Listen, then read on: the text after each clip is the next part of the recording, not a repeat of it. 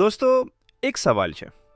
તમે જાણો છો કે એક્સરસાઇઝ સારી છે, પછી પણ રોજ નથી કરતા કેમ?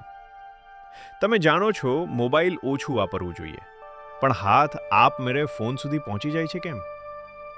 અમે તરત કહીએ છીએ, મારામાં ડિસિપ્લિન નથી, મારે મોટિવેશન નથી. પણ એટોમિક હેબિટ્સ એક બહુ મોટું સત્ય કહે છે. પ્રોબ્લેમ મોટિવેશન નથી, પ્રોબ્લેમ છે ફ્રિક્શન. આજે ડે નાવમાં આપણે એ જ સમજશું. હેબિટ ચેન્જ કેમ ડિફિકલ્ટ લાગે છે અને તેને ઇઝી કેવી રીતે બનાવવી. એટોમિક હેબિટ્સ કહે છે, હેબિટ એ રસ્તા જેવું છે. જ્યાં ઓછો અવરોધ ત્યાં તમે આપમેળે જશો.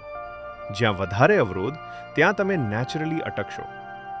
આ અવરોધને કહેવાય ફ્રિક્શન. જો તમારો મોબાઈલ હંમેશા ખિસ્સામાં છે, ફ્રિક્શન લગભગ ઝીરો છે. એટલે તમે વારંવાર ફોન ખોલો છો. પણ જો મોબાઈલ બીજા રૂમમાં રાખો, થોડું ચાલવું પડે, થોડો એફર્ટ લાગે, ફ્રિક્શન વધે છે અને ફોન ઓછું વપરાય છે. અહીં કોઈ મોટિવેશનની જરૂર નથી, ફક્ત ફ્રિક્શન ચેન્જ થાય છે અને બિહેવિયર બદલાઈ જાય છે.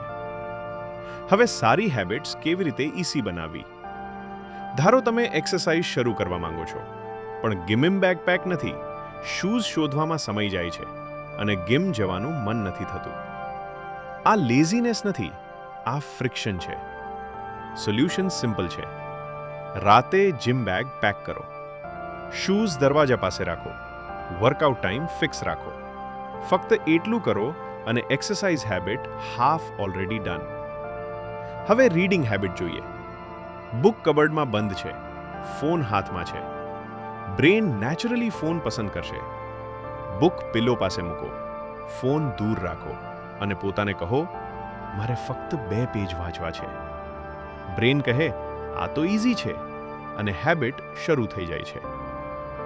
મોર્નિંગ રૂટીન પણ એવું જ છે. એલાર્મ બંધ કરીને ફોન સ્ક્રોલ કરો છો, કારણ કે ફોન હાથ પાસે છે. એલાર્મ ક્લોક ફોન સિવાયનું રાખો. ફોન રૂમ બહાર ચાર્જ કરો. બેડ સાઇડ પાણીની બોટલ રાખો. ફક્ત એન્વાયરન્મેન્ટ ચેન્જ કરો, રૂટીન આપમેળે બદલાશે. હવે ખરાબ હેબિટ્સ તોડવાની વાત. એટોમિક હેબિટ્સનો રૂલ છે, બેડ હેબિટ્સ હાર્ડ બનાવો. મોબાઈલ એડિક્શન હોય તો અનનેસેસરી એપ્સ ડિલીટ કરો. સોશિયલ મીડિયા લોગ આઉટ રાખો. સ્ક્રીન ટાઈમ લિમિટ ઓન કરો. બ્રેન લેઝી છે. જ્યાં વધારે એફર્ટ એ હેબિટ સ્કીપ કરે છે. જંક ફૂડ ખાવાની હેબિટ હોય તો ચિપ્સ ઘરમાં જ ન રાખો, ફ્રૂટ્સ સામે રાખો. એન્વાયરન્મેન્ટ ડિસાઇડ કરશે તમે શું ખાશો. લેટ નાઇટ સ્ક્રોલિંગ માટે ફોન રૂમ બહાર ચાર્જ કરો. વાઈફાઈ રાઉટર નાઇટ ઓફ કરો. બેડ પાસે બુક રાખો. ફ્રિક્શન વધશે અને હેબિટ તૂટશે. દોસ્તો, એક વાત યાદ રાખજો, તમે ગોલ્સના લેવલ સુધી નથી પહોંચતા, તમે સિસ્ટમ્સના લેવલ સુધી ઉતરો છો. અને સિસ્ટમ બને છે ફ્રિક્શનથી. તમે ખરાબ નથી, તમારી વિલ પાવર વીક નથી, તમારું એન્વાયરન્મેન્ટ ડિસાઇડ કરે છે તમે રોજ શું કરશો. આજે ડે 9 માટે એક સિમ્પલ ચેલેન્જ છે. એક સારી હેબિટ જેને તમે ઇઝી બનાવશો અને એક ખરાબ હેબિટ જેને તમે હાર્ડ બનાવશો. કોમેન્ટમાં લખજો. યાદ રાખજો, small change in friction creates massive change in life. મળીએ આગળના વિડીયોમાં. જો તમને આ ડે 9 વિડીયો યુઝફુલ લાગ્યો હોય તો લાઈક કરો, સબસ્ક્રાઇબ કરો માઇન્ડસેટ ગુજરાતી.